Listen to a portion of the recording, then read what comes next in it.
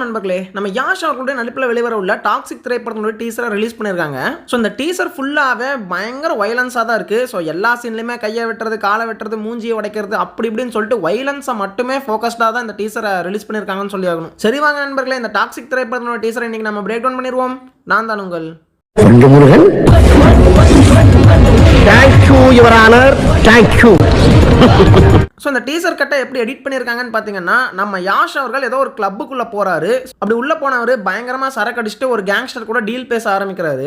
அப்படியே அவங்க ரெண்டு பேரும் டீல் பேசிட்டு இருக்கிறப்ப அந்த கேங்ஸ்டர் மரியாதையே இல்லாமல் அந்த சிகரெட்டில் இருக்கக்கூடிய அந்த ஆஷை வந்துட்டு பார்த்தீங்கன்னா ஆஸ்ட்ரேல தட்டாமல் பக்கத்தில் இருக்கிற டேபிளில் வந்து பார்த்தீங்கன்னா தட்டிட்டு இருக்காரு. அப்படி தட்டிக்கிட்டே வந்துட்டு நம்ம ராயாவை பார்த்து உன்னால் இது முடியாது, நீ விட்டுரு அப்படிங்கிற மாதிரி ஏதோ சொல்லிட்டு இருக்காரு போல. பிடிவாதத்தை விட்டுடு, give up Raya, it's over. அப்படி சொல்ல வந்துட்டு பார்த்தீங்கன்னா நம்ம யாஷ் அவர்கள் ஃபர்ஸ்ட் பண்ண சம்பவத்தை எல்லாம் சின்ன சின்ன கிளிம்ஸ் மாதிரி காட்டிக்கிட்டே வராங்க.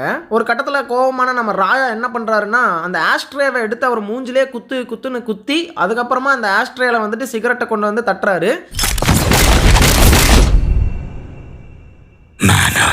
மேனஸை தெரிஞ்சுக்கோ, பக்கத்தில் இருக்கிற டேபிளில் தட்டக்கூடாது, ஆஸ்ட்ரேல தான் தட்டணும், அந்த மேனஸை முதல் தெரிஞ்சுக்கோன்னு சொல்லிட்டு அவனை அடிச்சு சொல்லி கொடுக்குறாரு மேனஸை. எப்படி யோசிச்சிருக்காங்க பாருங்க, செம்மையா அந்த சீனை எடுத்திருக்காங்க.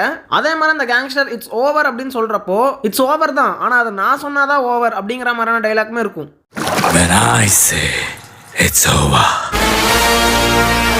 ஆக்சுவலாக இதுக்கு முன்னாடி சுடுகாட்டில் மேட்ரு பண்ணிட்டு பாம் பிளாஸ்ட் பண்ணுவார் இல்லையா, அந்த மாதிரி ஒரு டீசர் ரிலீஸ் ஆயிருந்துச்சு. அப்போ நான் அந்த சீனை பார்த்துட்டு இந்த மாதிரி ஒரு 4 சீன் படத்தில் இருந்தாவே போதும் படம் ஹிட்டுன்னு நான் சொல்லியிருந்தேன். இந்த டீசர்லேயும் அதே மாதிரி ஒரு சீன் இருக்குது. ஆக்சுவலாக டீசர்லேயே அந்த மாதிரி 2 சீனை காட்டிட்டாங்க. அப்போ படம் ஃபுல்லாக எத்தனை சீன் இந்த மாதிரி வச்சிருப்பானுங்கன்னு சொல்லிட்டு தெரியல. ஸோ இந்த டீசர்லேயே நம்ம யாஷ் அவர்களை 3 லுக்கில் காட்டியிருக்காங்க. ஒன்று வந்துட்டு பார்த்தீங்கன்னா லாங் ஹேர்லாம் வச்சுக்கிட்டு நல்லா மீசதாடிலாம் வச்சுக்கிட்டு பயங்கரமான ஒரு லுக்கு. 2வது லுக் வந்துட்டு பார்த்தீங்கன்னா கொஞ்சம் ஷார்ட் ஹேரில் இருக்கிற மாதிரி காட்டியிருக்காங்க. அண்ட் 3வது லுக் ரொம்பவுமே ஒரு சர்ப்ரைசிங்கான ஒரு லுக். அது என்ன அப்படின்னா, ஒரு சின்ன பையன் கெட்டப்பில் வராரு நம்ம யாஷ் அவர்கள், வந்து டேடி அப்படிங்கிற வார்த்தையுமே சொல்கிறாரு. அப்படி பார்த்தா இந்த யாஷுடைய பையனா தான் இந்த கேரக்டர் வரப்போறாரோ, ஒருவேளை டபுள் ஆக்ஷனா இருக்குமோ அப்படிங்கிற மாதிரியான ஒரு டவுட்டுமே கிரியேட் ஆகுது. எப்படி இந்த மகான் திரைப்படத்தில் அப்பனை பழி வாங்கறதுக்காக மகன் வருவான், அந்த மாதிரியான ஒரு கான்செப்ட்ல இந்த திரைப்படம் இருக்குமோ அப்படிங்கிற மாதிரியான ஒரு டவுட்டுமே எழும்புதுங்க. அதுக்கப்புறம் இந்த திரைப்படத்தில் நம்ம யாஷ் அவர்கள் ஒரு 4 இடத்துல வந்துட்டு பார்த்தீங்கன்னா பயங்கரமான ஒரு சம்பவம் பண்றாருன்னு சொல்லிட்டு கிளியரா தெரியுது. முதல்ல வந்துட்டு பார்த்தீங்கன்னா சர்க்கஸ். ஸோ ராயல் சர்க்கஸ் அப்படின்னு சொல்லிட்டு ஒரு பிளேஸ் இருக்கு. ஸோ அங்கே என்ட்ரி டிக்கெட் கூட போடுவாங்க. ஸோ அந்த ஒரு சர்க்கஸில் வந்துட்டு பார்த்தீங்கன்னா பயங்கரமான ஒரு ஃபைட் சீக்வன்ஸ் இருக்குன்னு சொல்லிட்டு தெரியுது. ஸோ அந்த ஜோக்கர் கெட்டப்லாம் போட்டு ஃபைட் சீக்வன்ஸ் வச்சிருக்காங்க. அதுவும் வந்துட்டு பார்த்தீங்கன்னா ரத்தம் தெறிக்க தான் வந்து பார்த்தீங்கன்னா அந்த ஃபைட் சீக்வன்ஸ் எடுத்துருக்காங்கன்னு சொல்லிட்டு தெரியுது. ஸோ இந்த சர்க்கஸ் சீக்வன்ஸை டீசர்லாம் நிறைய இடத்துல நம்மளால பார்க்க முடிஞ்சது. எனக்கு தெரிஞ்சு ஒரு முக்கியமான ஒரு சீக்வன்ஸாக இருக்கும். முக்கியமாக ஏதாவது ஒரு கதையின் திருப்பு முனையே வந்துட்டு பார்த்தீங்கன்னா இந்த சர்க்கஸில் தான் நடக்குது அப்படிங்கிற மாதிரி கூட நம்ம எதிர்பார்க்கலாம். 2வது இடம் வந்து பார்த்தீங்கன்னா அந்த சுடுகாடு. ஸோ அங்கேயுமே அந்த டீசர்லேயே காட்டியிருப்பாங்க. அங்கே வந்து பாம் பிளாஸ்ட் பண்றாரு, அங்க போயிட்டு வந்து பார்த்தீங்கன்னா ஒரு ஃபைட் சீக்வன்ஸ் இருக்கு. 3வது லொகேஷன் எதுன்னா அந்த கிளப்னு தான் நினைக்கிறேன். ஏன்னா அங்க பொண்ணுங்க வருவாங்கன்னு சொல்லிட்டு ஒரு அடிக்கடி போகிற ஒரு பிளேஸாக இருக்கலாம். ஏன்னா போன வருஷம் ஒரு டீசர் ரிலீஸ் பண்ணியிருந்தாங்க. அப்போ கூட அவர் அந்த கிளப்புக்கு போய் ஒரு பொண்ணு கூட ஜல்சா பண்ற மாதிரி தான் காட்டியிருப்பானுங்க. ஸோ அப்படி கிளப்புக்கு அவர் அடிக்கடி வராரு அப்படின்னு தெரிஞ்சுக்கிட்டு அவருடைய எதிரிகள்லாம் வந்து பார்த்தீங்கன்னா அங்கே சுத்து போடுற மாதிரியும் அந்த கிளப்ல ஒரு ஃபைட் சீக்வன்ஸ் கூட இருக்கிறதுக்கான வாய்ப்பு இருக்கு.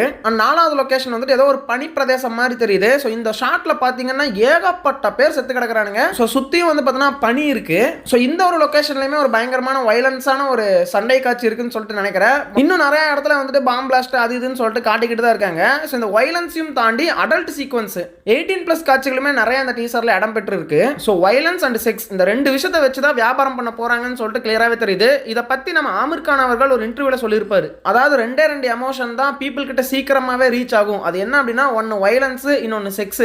ஸோ கரெக்டான ஸ்டோரி எழுத முடியல அப்படின்னா இந்த 2 விஷயத்தை காட்டி அட்ராக்ட் பண்ணிடலாம் பீப்புளை அப்படிங்கிற மாதிரி சொல்லியிருப்பாரு. These emotions are violence is one of them, right, and sex is another. These are 2 emotions which are most easy to provoke, right, in a human being. right. They depend heavily on violence and sex to make their films work. இதே தான் animal திரைப்படத்துலையுமே இந்த sex and violence இந்த 2 காட்டி தான் நம்ம பீப்புளை attract பண்ணாங்க. So அதே சேம் பேட்டர்ன் தான் இந்த டாக்ஸிக் திரைப்படத்துக்கும் வருதோ அப்படிங்கிற மாதிரி எனக்கு ஃபீல் ஆகுது.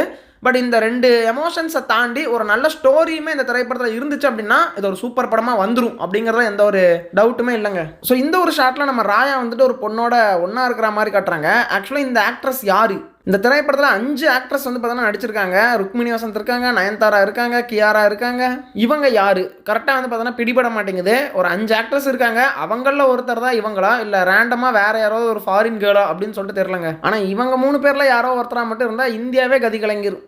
அடுத்து அந்த சின்ன பையனாக வரக்கூடிய அந்த யாஷ் கேரக்டர் எவ்வளோக்கு எவ்வளோ வயலன்ஸாக காட்ட முடியுமோ அவ்வளோக்கு அவ்வளோ டெட்லியாகவும் காட்டியிருக்காங்க அப்படின்னே சொல்லலாம். வராரு, ஒருத்தனை கழுத்துலேயே சொருகுறாரு, ஒருத்தனை கல்லை தூக்கி அடிச்சு கொள்றாரு, அப்புறம் டான்ஸ் எல்லாம் ஆடுறாரு. ஒரு மாதிரி வந்துட்டு பித்து பிடிச்ச மாதிரியான ஒரு கேரக்டராக இந்த ஒரு கேரக்டர் டிசைன் பண்ணியிருப்பாங்கன்னு நினைக்கிறேன். தனக்கு செஞ்ச ஏதோ ஒரு துரோகமாக இருக்கலாம், அல்லது தான் அம்மாவுக்கு செஞ்ச துரோகம். அதான் நம்ம ராயா கேரக்டர் தான் ஊரில் இருக்கிற எல்லா பொண்ணும் கூட சுற்றிட்டு இருக்காரு. அப்படி இருக்கிறப்ப அவங்க அம்மாவுக்கும் துரோகம் பண்ணியிருப்பாரு. ஸோ அதனால் வந்துட்டு நான் பழி வாங்குறேன் எங்கள் அப்பனை அப்படின்னு சொல்லிட்டு அந்த மாதிரி ஒரு கேரக்டராக கூட அவங்க வரலாம். ஆனால் அந்த ஸ்க்ரீன் ப்ரெசன்ஸ் வந்துட்டு அவ்வளோ வைலன்ஸாகவும் டெட்லியாகவும் இருந்துச்சு இந்த டீசரில் அப்படின்னு தான் சொல்லி ஆகணும். So first of all double ஆக்ஷனா அப்படின்னு சொல்லிட்டு எனக்கு டவுட்டாக தான் இருக்குது. இவர் டேடி அப்படின்னு சொல்கிறத வச்சு இவர் வந்துட்டு அவருடைய பையனாக இருப்பார் அப்படிங்கிற மாதிரி நான் கெஸ் பண்ணுறேன். பார்க்குறப்ப அப்படி தான் தெரியுது. அண்ட் அவர் கொலை பண்ணக்கூடிய ஆட்கள் அவங்களெல்லாம் பார்க்குறப்ப நம்ம ராயாவுடைய கேங் மெம்பர்ஸாக இருக்கிறதுக்கான வாய்ப்பு இருக்குது. ஸோ அந்த கேங் மெம்பர்ஸ் எல்லாம் பிடிச்சி எங்கள் அப்பா எங்கே அப்படின்னு சொல்லி கேட்டு டார்ச்சர் பண்ணி கொலை பண்ணி அவங்க அப்பனை தேடி வர்ற மாதிரியான ஒரு கேரக்டர் கூட இந்த குட்டி யாஷ் கேரக்டர் இருக்கிறதுக்கான வாய்ப்பு இருக்கு. ஆக மொத்தத்தில் மார்ச் 19 2 ஏ ரேட்டட் திரைப்படங்கள், அதுவும் மிகப்பெரிய எக்ஸ்பெக்டேஷன்ல இருக்கக்கூடிய ஏ ரேட்டட் திரைப்படங்கள் வந்துட்டு கிளாஷ் ஆக போகுது. எனக்கு தெரிஞ்சு இந்தியா வரலாற்றிலே இப்படி ஒரு சம்பவம் இப்போதான் நடக்குதுன்னு நினைக்கிறேன். ஸோ எந்த தேட்டரில் போய் எந்த படத்தை பார்த்தாலும் ரத்த வெள்ளம் தான் ஓட போகுது. ஸோ இது வந்துட்டு வெறும் டீசர் தான். எனக்கு தெரிஞ்சு ரிலீஸ் ஆகிறப்போ ஒரு ரிலீஸ் ட்ரைலர் அப்படிங்கிற மாதிரி ஒரு ட்ரைலர் ஒன்று ரிலீஸ் பண்ணுறதுக்கான வாய்ப்பு இருக்கு. ஸோ இந்த டீசரில் பெருசாக ஸ்டோரி அவங்க ரிவீல் பண்ணல. மேபி அந்த ட்ரைலரில் வந்துட்டு நல்லா ஸ்டோரியெல்லாம் ரிவீல் பண்ணி இப்படி தாண்டா படம் இருக்க போகுதுன்னு சொல்லிட்டு ஆடியன்ஸை செட் பண்ணி தான் உள்ளே வர வைப்பாங்க. ஏன்னா வந்துட்டு நிறையா லாங்குவேஜஸில் இந்த படம் வரப்போகுது அப்படிங்கிறதுனால, அதுவும் இங்கிலீஷில் மெயினாக வரப்போகுதுங்கிறதுனாலேயே ட்ரைலர் இல்லாமலாம் ரிலீஸ் பண்ணவே மாட்டாங்கன்னு தான் என்னுடைய கருத்து இருக்குது. சரி, ஓகே நண்பர்களே, இந்த டாக்ஸிக் திரைப்படத்தினுடைய டீசரை பற்றின உங்களுடைய கருத்து என்னன்னு சொல்லிட்டு மறக்காமல் கமெண்ட்டில் சொல்லுங்கள். உங்களை நான் அடுத்த வீடியோவில் சந்திக்கிறேன்.